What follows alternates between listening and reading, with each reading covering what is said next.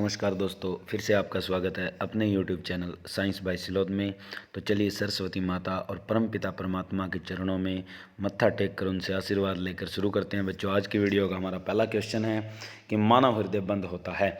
तो मानव हृदय किस में बंद होता है, यानी मानव हार्ट इज़ क्लोज्ड बाय। तो हृदय आवरण के द्वारा होता है। हृदय आवरण में क्या रहता है?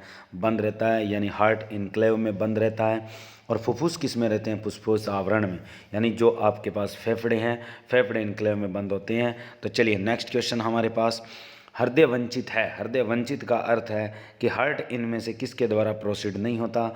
तो वो ऐच्छिक पेशियों से नहीं चलता, यानी आपके पास जो ऐच्छिक पेशियां हैं उनके द्वारा हृदय वंचित रहता है, यानी हमारी इच्छाओं के द्वारा ये काम नहीं करता, ये सिर्फ अनैच्छिक पेशियों पे काम करता है। क्लियर? चलिए नेक्स्ट क्वेश्चन हमारे पास कि जब मानव हृदय में बाएं नील्या का संकुचन होता है तो रक्त निम्नलिखित में से किसकी तरफ जाता है? यानी आपके पास जब बाएं नील्या का अर्थ आपके पास राइट लेफ्ट वेंट्रिकल का जैसे ही संकुचन होता है, कॉन्ट्रैक्शन होती है, तो रक्त किसकी तरफ जाता है? तो वो रक्त किसकी तरफ जाता है? महाधमनी की तरफ जाता है। महाधमनी की तरफ का अर्थ है आपके पास यानी आर्टरीज, यानी लार्जेस्ट आर्टरीज की तरफ फ्लो करता है, और वहाँ से कहाँ जाता है? Rest part of the body की तरफ जाता है। तो चलिए, स्वस्थ हृदय के लिए व्यक्ति को लेना होता है संतुलित आहार, पर्याप्त निद्रा, और यानी पर्याप्त निद्रा, संतुलित आहार, दो चीज़ें तो हो चुकी है। इसके अलावा स्वस्थ हृदय के लिए और व्यक्ति को क्या करना चाहिए? सही मात्रा में शारीरिक व्यायाम करना होता है। तो आपके पास ऑप्शन कौन सा है यहाँ? सी, यानी इनके अलावा संतुलित आहार लेता है, पर्याप्त निद्रा होती है, उसके बाद अगर हृदय को हष्ट पुष्ट रखना हो, हेल्दी रखना हो, तो हमें क्या करना चाहिए? शारीरिक व्यायाम करना चाहिए फिजिकल फिटनेस के लिए। क्लियर? चलिए नेक्स्ट क्वेश्चन कि दिल का दौरा किस कारण होता है? हार्ट अटैक कब होता है? तो हृदय में रक्त की आपूर्ति में कमी आ जाती है, पंपिंग सही नहीं हो पाता, जिसके कारण कोलैप्सिंग हो जाती है धमनियों की। तो हमारे पास दिल का क्या होता है? दौरा। दिल का दौरा। चलिए, मानव शरीर में सबसे बड़ी धमनी कौन सी है? तो हमारे शरीर में जो सबसे बड़ी धमनी है वो कौन सी है आपके पास? महाधमनी। यानी धमनी कौन सी है सबसे बड़ी? महाधमनी। तो निम्नलिखित में से किसका हृदय सिरा युक्त होता है? तो स्तनधारियों का, स्तनधारियों मामल्स का हृदय क्या होता है? सिरा युक्त होता है। चलिए, सामान्य शंभु का वसा यानी मसल का वसा एक लिसलीले पदार्थ का स्त्राव करता है, जिसका हृदय प्रत्यारोपण में प्रयोग किया जा सकता है। इस पदार्थ में मौजूद यह विलक्षण रासायनिक यौगिक क्या है? यानी हृदय प्रत्यारोपण में प्रयोग किया जा सकता है, वो होता है आपके पास डाईहाइड्रोक्सीफिनाइल एलेनिन, यानी डाईहाइड्रोक्सीफिनाइल एलेनिन, इसका प्रयोग किया जाता है जो आपके हृदय प्रत्यारोपण में प्रयोग होता है। क्लियर? चलिए नेक्स्ट क्वेश्चन, एंजाइम ऐसे होते हैं जो जीवित कोशिकाओं के भीतर उत्प्रेरक के रूप में कार्य करते हैं। एंजाइम यानी जो लिविंग सेल्स के अंदर कैटालिस्ट का काम करते हैं, तो वो आपके पास क्या चीज़ होती है? प्रोटीन, यानी सारे एंजाइम क्या होते हैं? प्रोटीन ही होते हैं। चलिए, मानव शरीर में खालिस्तान के द्वारा प्रत्येक गतिविधि को नियंत्रित किया जाता है, यानी मानव शरीर में किसके द्वारा प्रत्येक गतिविधि को नियंत्रित किया जाता है? तो स्नायु तंत्र के द्वारा नियंत्रित किया जाता है। खालिस्तान को सेल के लिए सुसाइड बैग कहा जाता है, यानी आत्मघाती बम कहा जाता है सेल के लिए, वो क्या आपके पास? लाइजोसोम है। चलिए नेक्स्ट क्वेश्चन, दंत इनेमल निम्नलिखित में से बना होता है, यानी दांत का इनेमल वैसे शरीर का क्या माना जाता है बच्चों? सबसे कठोरतम पदार्थ या भाग माना जाता है, और ये किस से बना होता है? कैल्शियम फॉस्फेट से बना होता है। कैल्शियम फॉस्फेट कैसे लिखा जाता है? CA3PO4 twice. ये आपके पास बच्चों क्या है? दांत का इनेमल है। चलिए नेक्स्ट क्वेश्चन, रक्त में ग्लाइकेटेड हेमोग्लोबिन का स्तर कई कारकों से प्रभावित होता है, तो निम्नलिखित में से कौन सा उनमें से एक नहीं है। यानी ग्लाइकेटेड हेमोग्लोबिन का जो स्तर है किन फैक्टर से क्या इफेक्टिव होता है, लेकिन उनमें से एक है जिनके द्वारा ये इफेक्ट पैदा नहीं होता। जैसे रक्त की कमी आती है तो ग्लाइकेटेड हेमोग्लोबिन का स्तर डाउन आता है, आयरन की कमी से भी होता है और गर्भावस्था में भी होता है। तो रहता कौन है, सिर्फ यादाश्त जाना। इसके लिए क्या है आपके पास, ग्लाइकेटेड हेमोग्लोबिन का स्तर कारकों से प्रभावित होता है जो इसमें से एक कारक नहीं है। चलिए नेक्स्ट क्वेश्चन, एस्कॉर्बिक एसिड का लोकप्रिय नाम क्या है। एस्कॉर्बिक एसिड को हम विटामिन सी कहते हैं, तो हमारे पास ऑप्शन कौन सा है, पहला, और इसको हम क्या कहते हैं, साइनोकोबालामीन। चलिए उस उत्तक का नाम बताइए जो किसी पौधे के विभिन्न भागों में भोजन पहुंचाता है। यानी उत्तक का नाम बताना है जो पौधे के विभिन्न भागों तक भोजन यानी फूड स्टोरेज करता है, तो वो कौन सा होता है, फ्लोएम। फ्लोएम को हम संचित यानी स्टोरेज टिश्यू भी कहते हैं, संचित उत्तक भी कहा जाता है। किसको, फ्लोएम को। और फ्लोएम और जाइलम दोनों आपके क्या कहलाते हैं, एक जाइलम है, दूसरा आपके पास फ्लोएम है। दोनों के दोनों क्या होते हैं, वैस्कुलर टिश्यू, संवहन उत्तक बोले जाते हैं इनको। यानी ये आपके जड़ों से पत्तियों तक भोजन और खनिज लवण का ले जाने का काम जाइलम करता है। वहाँ पर जैसे भोजन तैयार हो जाता है तो वहाँ से स्टोरेज का काम शुरू कौन करता है, फ्लोएम करता है। हेमोग्लोबिन और मायोग्लोबिन दोनों के निर्माण के लिए आवश्यक तत्व कौन सा होता है, आयरन। और साथ में याद रखना बच्चों, मायोग्लोबिन के लिए दूसरे तत्व की आवश्यकता क्या होती है, कॉपर। और कॉपर की मात्रा बढ़ जाने से मायोग्लोबिन क्या हो जाता है, विष रूप। चलिए मानव शरीर के किस अंग को शरीर का रासायनिक कारखाना कहते हैं। यानी मानव शरीर में ऐसा कौन सा अंग है जहाँ पर ज़्यादा रसायन पैदा होते हैं और रसायन बनते भी हैं और वहाँ से निकाले भी जाते हैं, तो वो आपके पास क्या है, शरीर की सबसे बड़ी ग्रंथि यकृत। क्योंकि यकृत के अंदर जो शरीर के अंदर जो भोजन होता है, भोजन के पचने के पश्चात जो शरीर में काम ना आए शर्करा, वो आपकी ग्लाइकोजेनेसिस प्रोसेस के द्वारा यकृत किस में बदल देता है, ग्लाइकोजन में बदलता है। नंबर एक क्या काम करता है, ग्लाइकोजन में बदलता है। और नंबर दो, और वहीं तोड़ता है। दूसरा सप्लीन इसी का हिस्सा है जिसमें आरबीसी मरती है और यकृत के द्वारा ही आरबीसी का जनरेशन बनता है।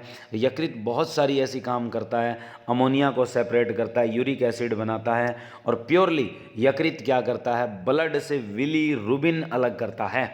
ब्लड से क्या करता है, बिलीरुबिन। अगर बिलीरुबिन का स्तर रक्त में बढ़ जाए, बिलीरुबिन का स्तर रक्त में क्या हो जाए, ज़्यादा हो जाए, तो जॉन्डिस यानी पीलिया हो जाता है।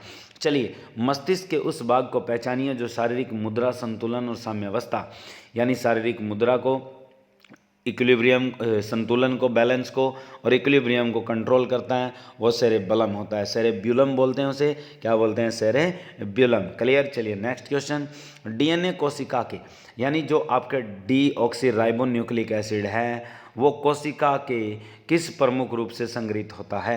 यानी कहाँ जाकर संग्रहित होता है, नाभिक यानी न्यूक्लियस, जिसे हम केंद्रक कहते हैं। क्या कहते हैं, केंद्रक। चलिए नेक्स्ट क्वेश्चन हमारे पास, नेक्स्ट क्वेश्चन क्या कहता है, बेसाइल कैलमेट ग्वेरिन वैक्सीन जिसे बीसीजी वैक्सीन कहा जाता है। यानी बीसीजी का फुल फॉर्म है ये, बेसाइल कैलमेट ग्वेरिन। बेसाइल कैलमेट ग्वेरिन किसके काम करती है, प्रतिजैविक का काम करती है। निम्नलिखित में से किस बीमारी को रोकने में लगाया जाता है, तपेदिक, जिसे आप लोग क्या कहते हो, टीबी।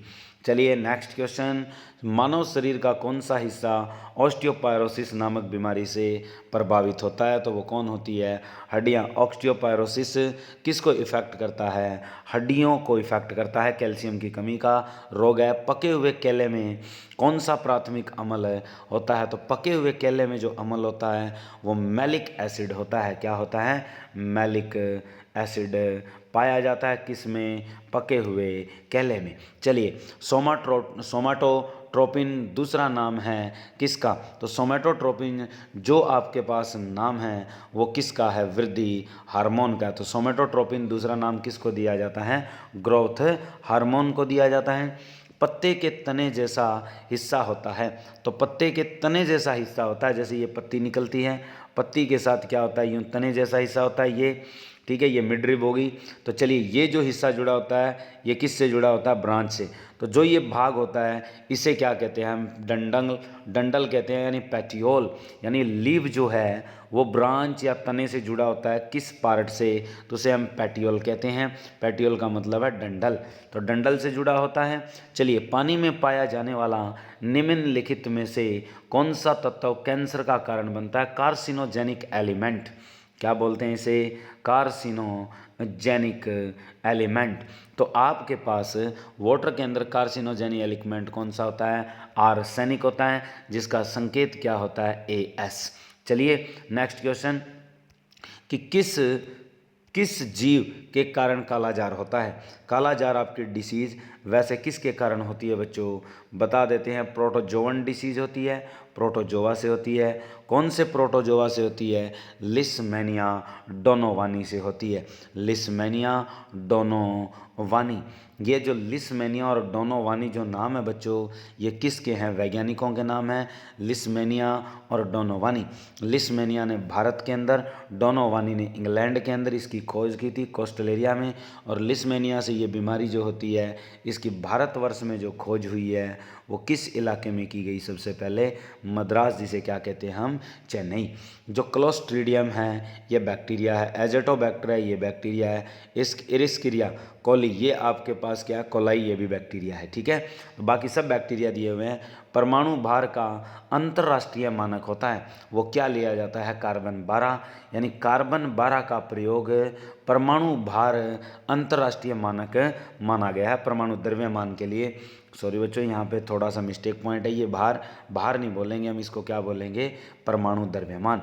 यानी एटॉमिक मास के लिए अंतर्राष्ट्रीय इंटरनेशनल जो मेजरमेंट वो किसके साथ है? कार्बन 12 आइसोटोप के साथ।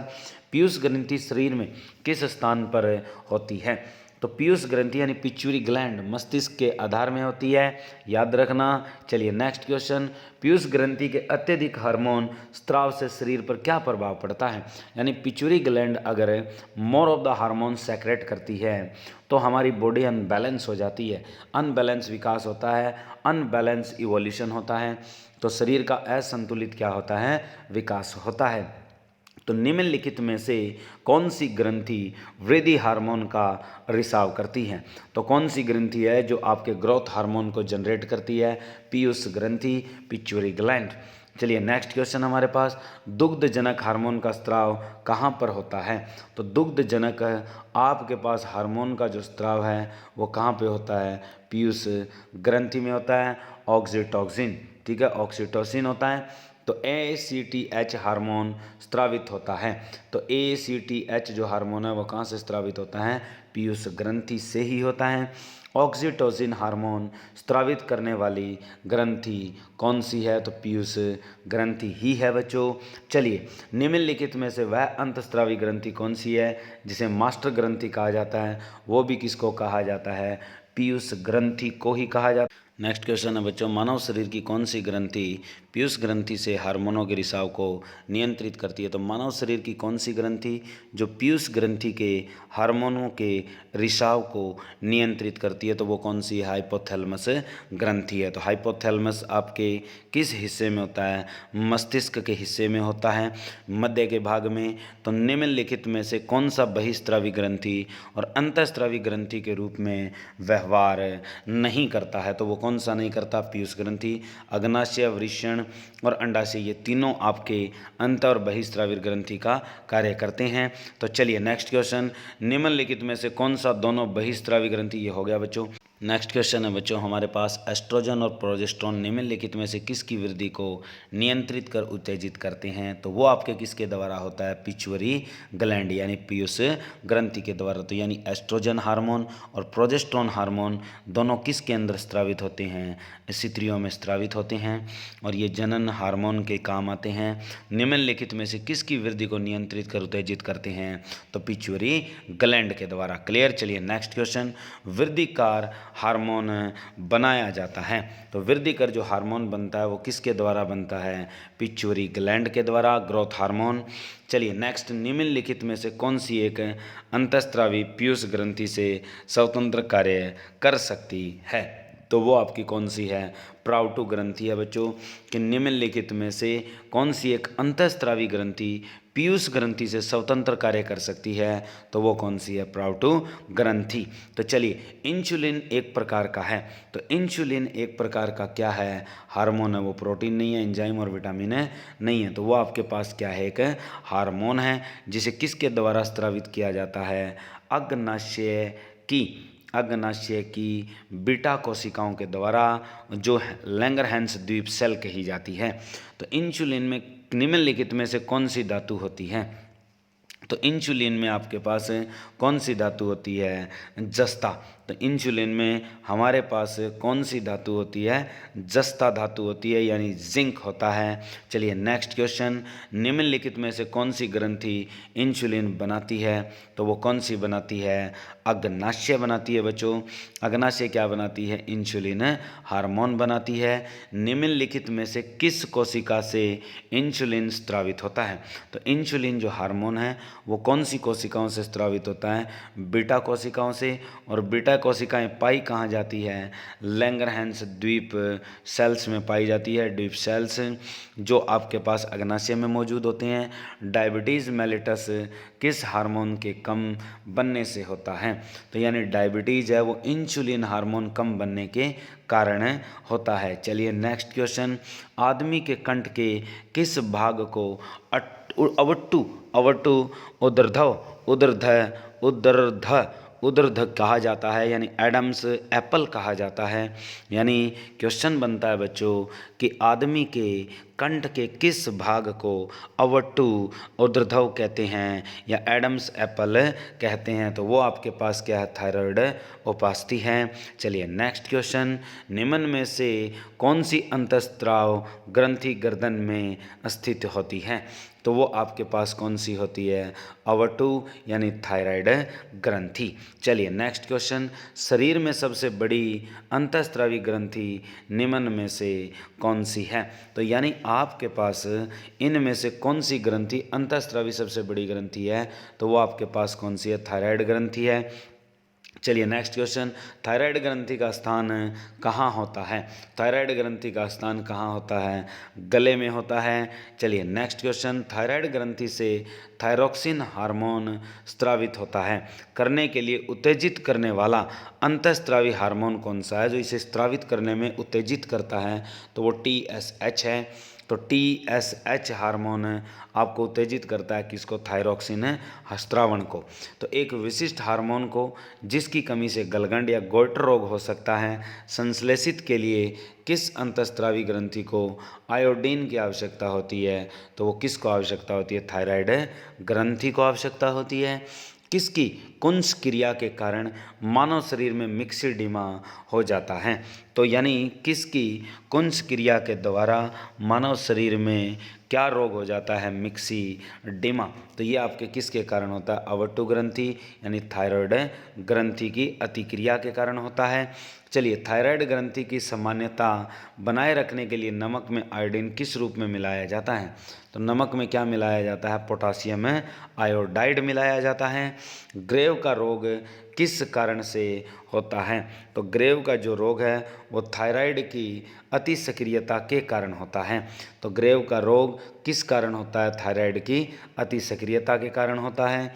हार्मोन के रूप में कार्य करने वाले प्रोटीन का उदाहरण बताइए, तो जो हार्मोन के रूप में काम करता है और प्रोटीन भी है, तो ट्रिप्सिन एंजाइम है, केराटिन आपके केराटिनॉइड्स है, कैसिन आपकी प्रोटीन है, बचा कौन, ऑक्सीटोसिन। तो ऑक्सीटोसिन आपका हार्मोन है जो प्रोटीन का एक उदाहरण है। निम्नलिखित हार्मोन में से किस में आयोडीन होता है, तो यानी इनमें से कौन सा हार्मोन है जिसमें आयोडीन होता है, थायरोक्सिन। तो थायरोक्सिन हार्मोन में क्या क्या पाया जाता है, आयोडीन। तो हार्मोन का एक उदाहरण है। तो फिर से वही ऐसा ही क्वेश्चन आ गया, रेनिन, पेप्सिन, साइटोसिन, ये आपके क्या होते हैं बच्चों, ये आपका एंजाइम है। तो बचा कौन है, ऑक्सीजन। अब हमारे पास क्वेश्चन है बच्चों कि निम्नलिखित में से कौन सा एंटी ड्यूरेटिक हार्मोन है।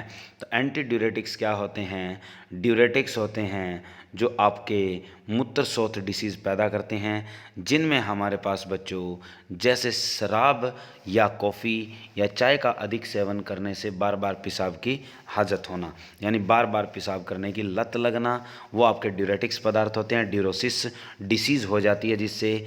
और उसको अगर रोकना हो तो हमारे पास कौन सा हार्मोन काम करता है? वैसोप्रेसिन। चलिए नेक्स्ट क्वेश्चन हमारे पास, मानव शरीर में निम्नलिखित हार्मोन में से कौन सा रक्त कैल्शियम और फॉस्फेट को विनियमित करता है? तो वो आपके पास कौन सा होता है? प्राइव2 हार्मोन, यानी अनबैलेंस कर देता है किसको? ब्लड के कैल्शियम को और फॉस्फेट को। चलिए नेक्स्ट क्वेश्चन हमारे पास, कौन सा हार्मोन लड़ो उड़ो हार्मोन कहलाता है? लड़ो उड़ो का मतलब है फाइट एंड फ्लाइट हार्मोन बोलते हैं इसको, फाइट एंड फ्लाइट हार्मोन। तो जो बंदे डरते नहीं हैं तो वो फ्लाइट और फाइट करते हैं, तो एड्रेनलिन, अरे डरो नहीं, तो यानी एड्रेनलिन। तो एड्रेनलिन हार्मोन क्या कहा जाता है? Fight and flight. मनुष्य में निम्नलिखित में से कौन सा आपातकालीन हार्मोन स्रावित होता है? तो वो भी एड्रेनलिन हार्मोन होता है। जैसे एकदम से भयावह होना, यानी स्थिति कंट्रोल में नहीं होती है, तो उस टाइम हम किस एक तरह से हार्मोन से जूझते हैं, वो कौन सा है? एड्रेनलिन हार्मोन है। तो निम्नलिखित में से कौन सी ग्रंथि वृद्धावस्था में बिल्कुल ख़त्म हो जाती है? तो वो आपकी कौन सी होती है बच्चों? थाइमस ग्रंथि। थाइमस ग्रंथि वृद्धावस्था में समाप्त हो जाती है। तो थाइमस ग्रंथि जिस हार्मोन को पैदा करती है उसे हम क्या कहते हैं? वो कौन सा हार्मोन स्रावित करती है? थाइमोसिन स्रावित करती है बच्चों। तो ये थी बच्चों आज की वीडियो। हमारी वीडियो कैसी लगी? लाइक और शेयर जरूर करना। धन्यवाद।